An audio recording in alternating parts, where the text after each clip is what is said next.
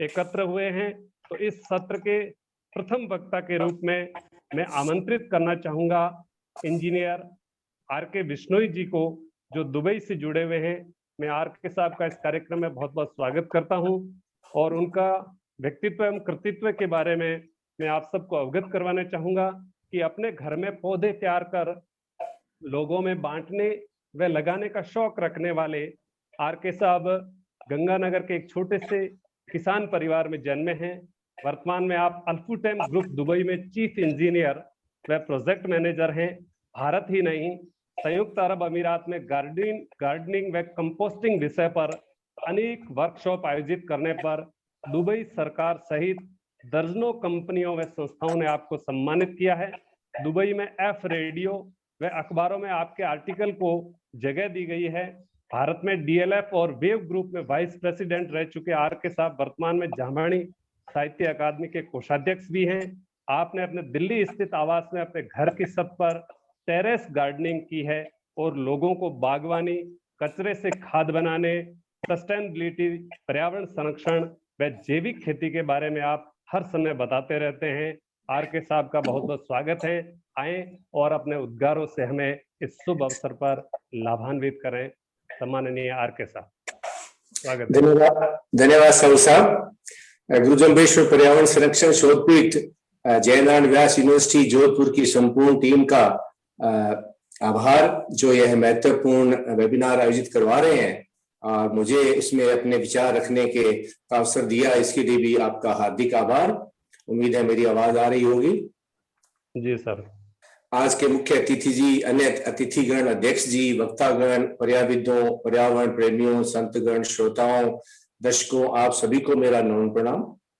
पर्यावरण की जितनी भी समस्याएं हैं मेरी नजर में उनके पीछे मुख्य कारण मनुष्य का लालच, स्वार्थ और नैतिक मूल्यों का पतन है। पर्यावरण को बचाने के लिए आज जितने भी प्रयास विश्व स्तर पर हो रहे हैं बहुत अच्छी बात है, लेकिन अधिक असर जो है वो धरातल पर कार्य करने वालों द्वारा ही होगा, चाहे वह प्रयास कितना भी छोटा और सामान्य प्रतीत हो, क्योंकि यह प्रयास सस्टेनेबल होता है, टिकाऊ होता है, लंबे समय तक चलता है। ऐसे प्रयास हर कोई अपने ज्ञान, अनुभव, रुचि, संसाधनों के अनुसार कर सकता है, व्यक्तिगत रूप से भी और सामूहिक रूप से भी। जब सभी के प्रयास इकट्ठे होंगे तो वो जुड़कर बहुत बड़ा प्रभाव डालेंगे। आज के वेबिनार में मेरा विषय है पर्यावरण प्रणेता गुरु जाम्बोजी। पर्यावरण संरक्षण और जीव रक्षा को जितना महत्व गुरु जाम्बोजी ने दिया उतना शायद ही किसी अन्य धर्म गुरु या संत महात्मा ने दिया होगा। इसीलिए उन्हें पहले पर्यावरणविद और पर्यावरण प्रणेता भी कहते हैं।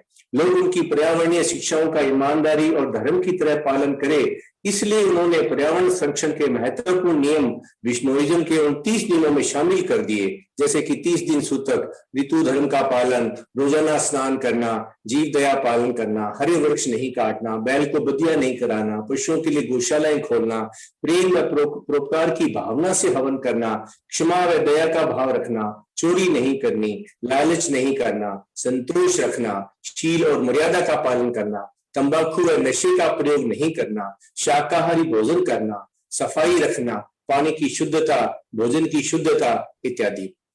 इसके अलावा गुरु जाम्बोजी की शब्दवाणी में भी पर्यावरण संरक्षण के अनेकों संदेश भरे पड़े हैं, जैसे कि अहिंसा नहीं करनी, अपने हक की रोजी रोटी खानी, सद्भाव प्रेम से रहना, अपनी मर्यादा में रहना, सादा व सहज जीवन व्यतीत करना, कम भोजन करना, संयम रखना, परोपकार की भावना रखना, अंदर व बाहर से शुद्धता रखना, सब में ईश्वर के अंश को मानना, वर्षा के पानी का संचय और संरक्षण करना, मेहनत और ईमानदारी से खेती करना, लालच नहीं करना, योग इत्यादि।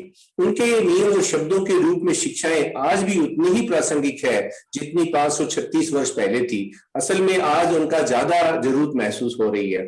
गुरु जाम्बोजी ने फोन आ गया था। गुरु जाम्बोजी ने इनको अपने नियमों में डाल दिया, इसलिए ताकि लोग जो है वो धर्म की तरह पालन करें। और गुरु जाम्बोजी ने पहले खुद करें फिर दूसरों का उपदेश दें को चितार्थ करते हुए राजस्थान के सन 1485 के भयंकर अकाल से त्रस्त होकर पलायन कर रहे लोगों को सहायता प्रदान कर काम के बदले अनाज की योजना की शुरुआत की। पेड़ लगाए, बांधों का उद्घाटन किया,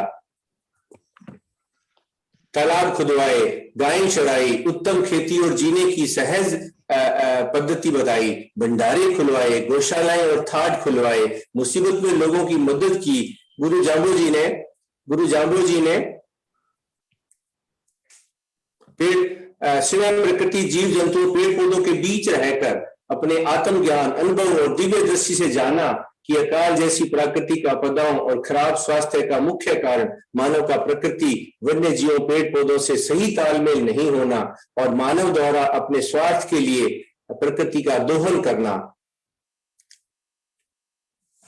है और प्रकृति के अनुसार जीवन यापन नहीं करना है। गुरु जाम्बो जी को मालूम था कि प्रकृति से समन्वय स्थापित करके, पर्यावरण संरक्षण करके और सादा और सहज जीवन जीकर ही मनुष्य और अन्य जीवन सुखी रह सकते हैं। उनकी शिक्षाओं से हमें बायोडायवर्सिटी, सस्टेनेबल जीवन, कम खर्चे वाले सादे जीवन की शिक्षा मिलती है। गुरु जाम्बो जी की दिव्य व व्यवहारिक वाणी हमारे पास विष्णुइज्म के 29 नियम और 120 शब्दों के रूप में मौजूद है, जिसमें जगह जगह पर्यावरण संरक्षण की शिक्षा भरी पड़ी है। उनके बाद उनके संत शिष्यों ने भी उनकी पर्यावरणीय शिक्षाओं को बताना जारी रखा। गुरु जाम्बो जी की उन शिक्षाओं में से कुछ का उल्लेख मैं यहाँ करना चाहूंगा। अगर मैं उनके शिष्यों की वाणी का भी शामिल करूं तो लेख ये बहुत लंबा हो जाएगा। शब्द 1 में गुरु जाम्बो जी कहते हैं कि बर्तन रूपी घड़े रूपी संसार की रचना ईश्वर ने अपने हाथों से की है।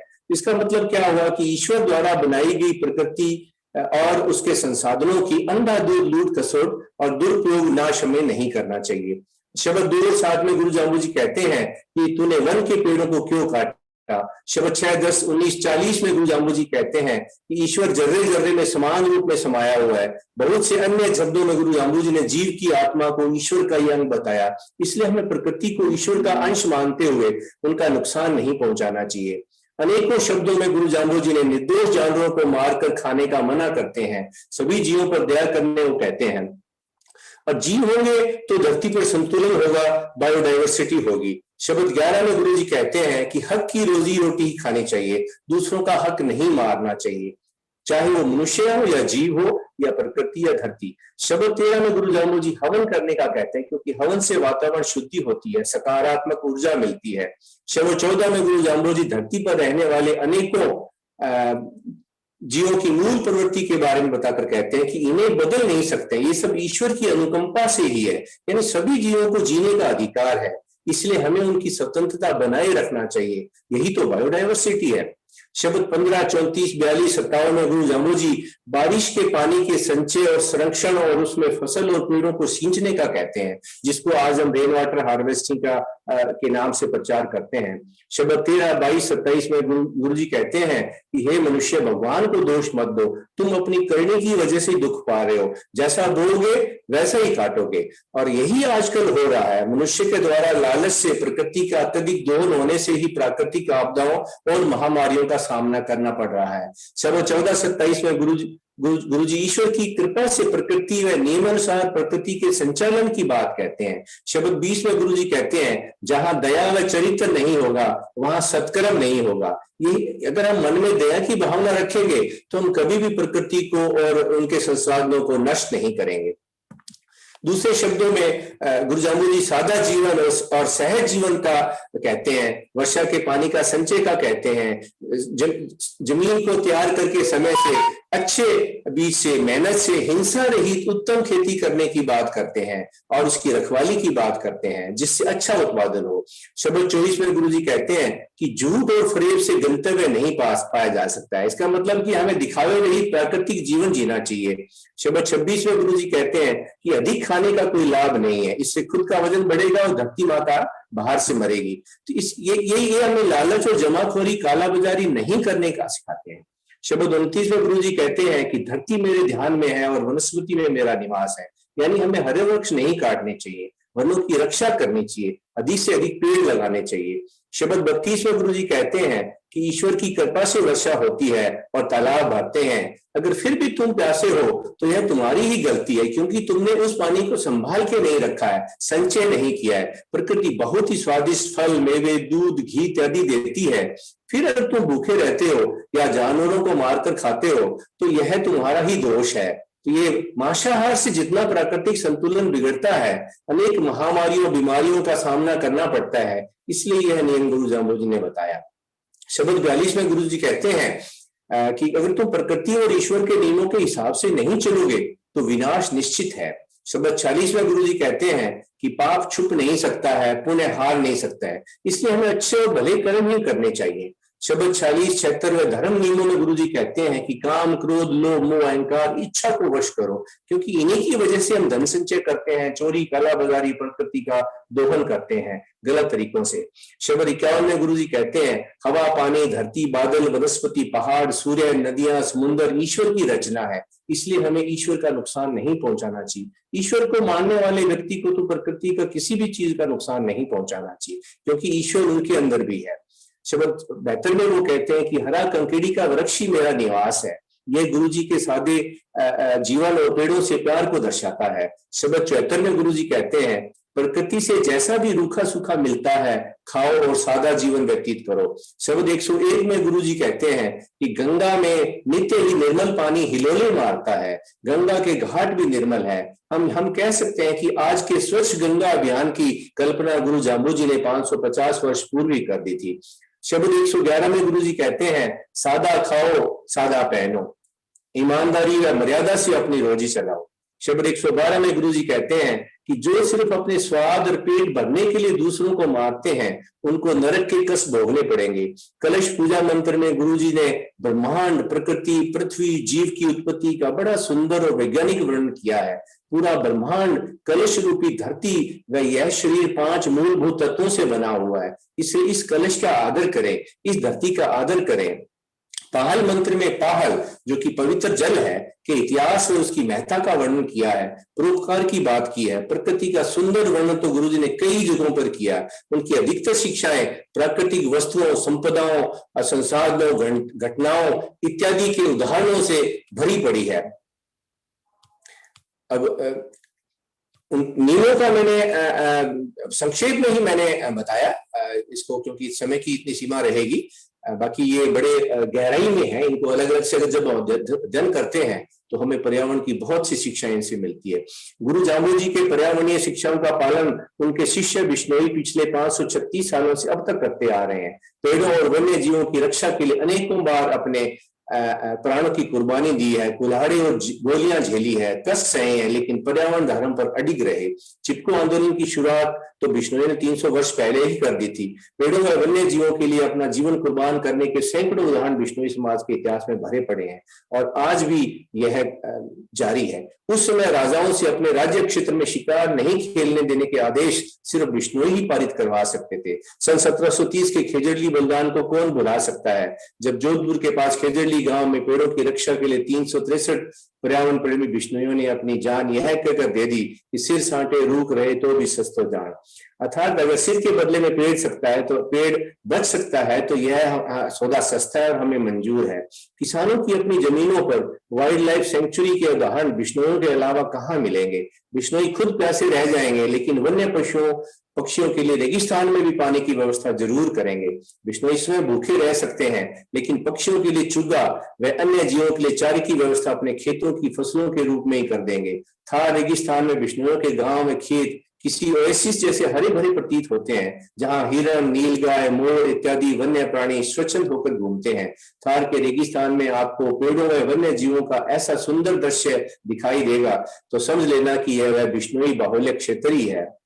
सनातन धर्म का अभिन्न अंग होने के बावजूद भी अधिकतम बिश्नोई मृत शरीर का दाह संस्कार भूमि में गाड़कर ही करते हैं, क्योंकि मानते हैं कि लकड़ी को जलाने की नौबत ना आए और वातावरण भी प्रदूषित ना हो और ये पंच भूतों से बना हमारा शरीर, मिट्टी से बना शरीर हमारा मिट्टी में ही मिल जाए। गांव में बिश्नोई प्रकृति, पेड़ों व जीवों से तालमेल रखते हुए, वर्षा के पानी को संरक्षित करते हुए, गौपालन करते हुए ऐसा सादा जीवन व्यतीत करते हैं जो सस्टेनेबिलिटी को बढ़ावा देता है। बिश्नोई किसी भी चीज को व्यर्थ नहीं जाने देते हैं, बल्कि उसको अलग अलग रूप में रिसाइकल करते हैं। सिर्फ वन्य जीव ही नहीं, गौपालन और गौरक्षा के लिए भी सदैव तत्पर रहते हैं। आज मानव प्रकृति के प्रकोपों जैसे कि सूखा, अकाल, बाढ़, बढ़ते तापमान, भूकंप, असमय के मौसम, बीमारियों इत्यादि से त्रस्त है। विश्व के कोने कोने से जलवायु परिवर्तन, प्राकृतिक असंतुलन, पर्यावरण संरक्षण, प्राकृतिक खेती, जैविक खान पान, वेस्ट मैनेजमेंट इत्यादि की आवाज उठ रही है। बढ़ता तापमान, पिघलते हिमखंड, समुद्र का बढ़ता पानी, हानिकारक गैसों का जमाव, प्रदूषित वायु, प्रदूषित जल, कोरोना जैसी महामारियां इत्यादि वाकई चिंता के विषय हैं। ये सब संकट मनुष्य द्वारा स्वार्थ और लालच से ही उत्पन्न किए हुए हैं, ईश्वर या प्रकृति द्वारा नहीं। इस धरती पर 84 लाख योनियों में अकेला मानव ही है जो पर्यावरण को नुकसान पहुंचाता है।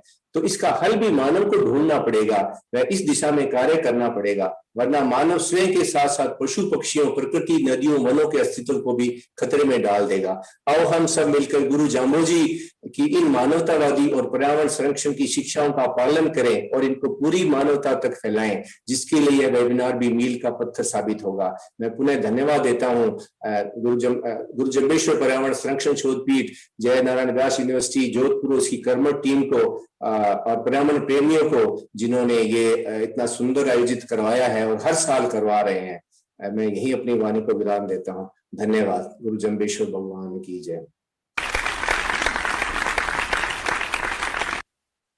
बहुत बहुत धन्यवाद माननीय आर.के. साहब। श्री गुरु जम्बेश्वर भगवान के श्रीमुख से उच्चरित 120 शब्दों में पर्यावरण से रिलेटेड जो भी बातें थी आपने बहुत ही अच्छे तरीके से बताई। हम सब जानते हैं कि हमारे ऋषि मुनि प्रकृति की सुरक्षा और विकास के लिए हमेशा प्रतिबद्ध थे।